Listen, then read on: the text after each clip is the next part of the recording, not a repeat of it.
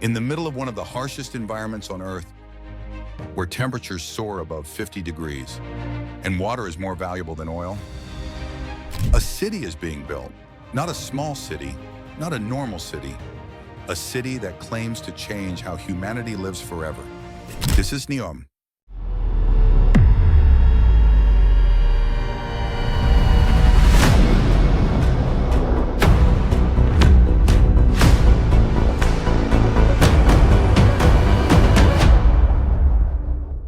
A $500 billion experiment, a city without cars and a city without streets, a city that exists as a straight line stretching through the desert, and once it started, it could no longer stop. When Saudi Arabia announced NEOM in 2017, the world reacted with disbelief. A futuristic metropolis powered entirely by renewable energy, artificial intelligence managing daily life, flying taxi, robots, luxury, sustainability, and technology merged into one vision. It sounded less like urban planning and more like science fiction. But this wasn't a movie pitch. This was policy. At the center of the project stood Crown Prince Mohammed bin Salman, young, ambitious, determined to reshape Saudi Arabia's future. NEOM was not just a city, it was a statement, a signal to the world that Saudi Arabia would no longer rely solely on oil, that it would become a global leader in technology, tourism, and innovation. And it would do so at a scale never seen before. The location was carefully chosen.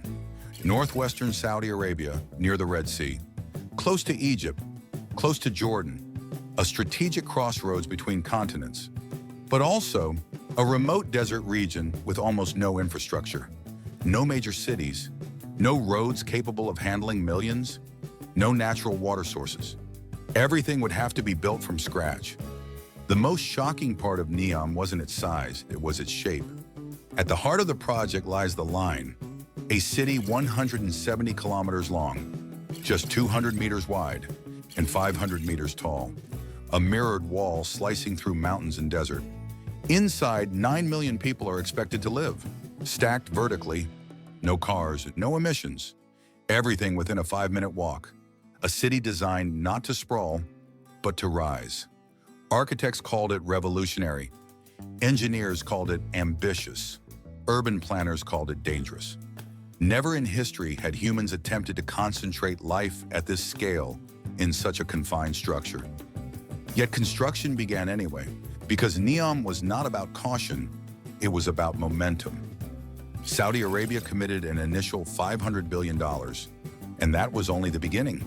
Investors were invited, tech giants were courted, governments were intrigued. The pitch was simple. This is the future. Get in early or be left behind. Construction footage began circulating. Massive earth-moving machines carving the desert. Entire mountains reshaped. Ports, airports, power plants rising from nothing. From space, the line became visible, a scar across the landscape. Proof that the project was no longer theoretical, but the dream had a hidden cost. Before NEOM could rise, others had to move. Indigenous tribes had lived on this land for generations. Their villages stood directly in the path of the line. They were told to leave. Some accepted compensation, others resisted. The project did not slow down. It never does. At the same time, engineers faced an uncomfortable reality. This desert was not friendly. Extreme heat, sandstorms, or salt corrosion from the nearby sea.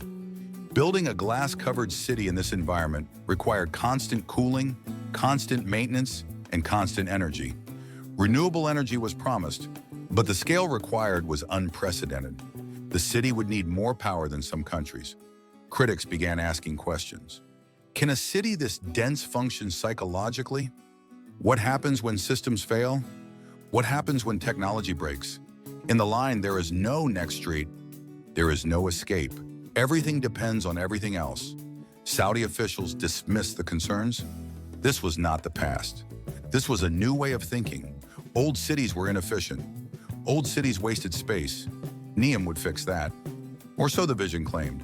As billions were poured into the desert, expectations grew. NEOM wasn't allowed to be good enough. It had to be perfect, because failure was not an option. Too much money, too much reputation, Too much national pride. Stopping would be worse than continuing. And so construction accelerated. Deadlines were announced, timelines tightened. Reality began bending to ambition. Because once a project reaches this size, it stops being a city. It becomes a symbol of what humanity thinks it can control. Nature, society, and the future itself. But symbols come with pressure, and the pressure inside NEOM was only just beginning. Because behind the futuristic renderings and glossy presentations, there were cracks forming, cracks that no amount of money could easily hide. When the vision met reality. As NEOM began to take physical shape, the fantasy collided with reality. Blueprints are clean, renderings are perfect, but real cities are built by people, and people come with limits. Behind the scenes, the pace was relentless, deadlines were aggressive, expectations were extreme, and pressure flowed downward. Executives were replaced at alarming speed, entire teams were dismissed overnight. If progress slowed, leadership changed. NEOM was not allowed to hesitate.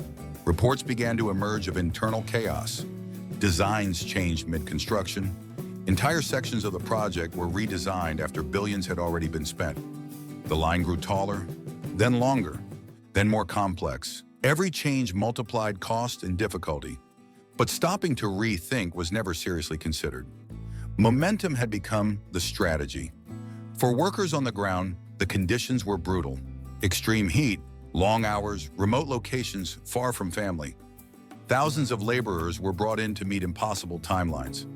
Accidents happened. Fatigue built up. Yet progress continued. Because in mega projects like this, human limits are often treated as variables. The most controversial cost, however, was human displacement. Entire tribes, including the Hawitat people, were ordered to leave ancestral land. This wasn't relocation to nearby neighborhoods. This was removal from history. Homes demolished, livelihoods erased. Resistance was met with force. One man who opposed the eviction publicly was killed during a confrontation with security forces. The message was unmistakable. The project would move forward. International human rights organizations raised alarms. Questions were asked about transparency, consent, and accountability. Saudi officials denied wrongdoing. They emphasized compensation, modernization, and national interest. But for those who lost their land, the future promised by NEOM was not meant for them. As criticism grew, Saudi Arabia doubled down on the narrative. NEOM was framed as a gift to humanity, a model city for a world facing climate collapse, a solution to overcrowding, pollution, and inefficiency. The implication was clear. Any sacrifice was justified by the future. If this story made you stop and think, take a moment to support the video. Like it, share your thoughts in the comments, and subscribe to Megafiles TV for more deep dives into the projects shaping our world behind the scenes. Your support helps these documentaries exist. Behind the optimism, engineers wrestled with impossible equations. The line required constant artificial climate control. Sunlight had to be simulated, ventilation carefully managed. A single system failure could affect hundreds of thousands of people simultaneously. In traditional cities, problems are localized. In the line, everything is interconnected. Efficiency became vulnerability. Financially, the costs continued to balloon. $500 billion quickly looked like a conservative estimate. Supply chains strained, materials surged in price. Global economic shifts added uncertainty. Some investors quietly pulled back, others hesitated. The Saudi government filled the gaps because letting the project shrink would signal doubt, and doubt was unacceptable. Internally, timelines were adjusted. Quietly, public deadlines remained ambitious. Private expectations shifted. Sections of NEOM were prioritized while others slowed. The vision stayed intact. The reality bent. Despite everything, construction continued at staggering speed. Artificial islands rose along the Red Sea coast. Luxury tourism zones took shape. Ports and airports expanded. NEOM was no longer just the line, it was a constellation of megaprojects, each one massive on its own, each one dependent on the others. At this scale, cancellation was impossible. Too many contracts, too many workers, too much sunk cost. Even critics inside the system understood the truth. NEOM could fail quietly, but it could never stop. The project had crossed the same threshold as other megastructures before it, like massive dams, like global weapons programs. It had become too symbolic to abandon, and symbols demand sacrifice. As the sun set over the desert construction sites, the mirrored walls reflected ambition back at itself. A city built to control nature, a city designed to engineer human behavior, a city that assumed perfection was achievable. But perfection is fragile, and the larger the dream, the more catastrophic the cracks. Because the greatest question surrounding NEOM was no longer about money. It was about sustainability. Not environmentally, but socially, psychologically, politically. The future NEOM promised was breathtaking, but it came at a cost few could fully measure. And the final price had not yet been paid. Too big to fail, too big to abandon. By the time doubts about NEOM reached the global stage, the project had already crossed a dangerous threshold. There was no off switch, no pause button. Too much money had been spent, too much land had been cleared, too much political capital had been invested. NEOM was no longer a vision, it was a commitment. In mega projects of this scale, success and failure are not opposites. They coexist. A project can succeed technically, while failing socially. It can be completed and still be questioned for decades. NEOM sits precisely in that gray zone. That is why NEOM keeps expanding. More districts, more sub-projects, more announcements. Because momentum creates legitimacy, and stopping invites scrutiny. Every year, new promotional videos are released. Perfect lighting, empty streets, smiling digital citizens. A future that feels calm, controlled, and effortless. But real cities are messy. They grow organically. They break rules. They evolve. NEOM does not allow for that. The line is designed to manage human behavior. Where you walk, where you work, where you socialize. Algorithms optimize your life. Efficiency replaces chaos. But critics warn that optimization comes at a price. Freedom, privacy, psychological resilience. No city in history has ever been built entirely top-down and remained adaptable. Organic cities survive because they are inefficient. They bend. They absorb shocks. NEOM is rigid by design, and rigidity is dangerous. There is also the question of who NEOM is actually for. 9 million residents are promised, but early phases focus heavily on luxury tourism, executives, and global elites. High costs of living, exclusive access, controlled residency. For many Saudis, NEOM is not a place they will ever live. It is a symbol built in their name. Geopolitically, NEOM serves another purpose. It rebrands Saudi Arabia, from oil giant to future architect, from conservative kingdom to technological pioneer. NEOM is soft power, a statement to investors, governments, and competitors. Saudi Arabia is not waiting for the future. It is trying to build it first. And yet the world is watching closely. Every delay, every redesign, every quiet scaling back. Because mega projects don't fail suddenly. They fail slowly. Through compromises, through quiet revisions, through lowered expectations. Some insiders now describe NEOM not as a single city, but as a long-term experiment, a living prototype. If parts succeed, they expand. If parts fail, they are reframed. The vision survives, even if the original promise changes. This adaptability may save NEOM, or it may reveal its limits, because at some point, reality always pushes back, against glass walls, against perfect geometry, against infinite ambition. The most unsettling truth is this: NEOM doesn't need to be fully completed to change the world. It has already done so.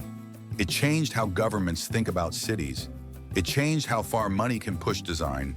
It changed what people believe is possible. And it changed the lives of those who were moved, displaced, or silenced along the way. NEOM is not just a city, it is a question. How much control should humans have over their environment? How much efficiency is too much? And who decides what the future should look like? Saudi Arabia built a $500 billion city to escape the limits of the past. But in doing so, it may have created a future that cannot easily adapt. Because once humanity commits to structures this large, the cost of stopping becomes greater than the cost of continuing, and so NEOM moves forward.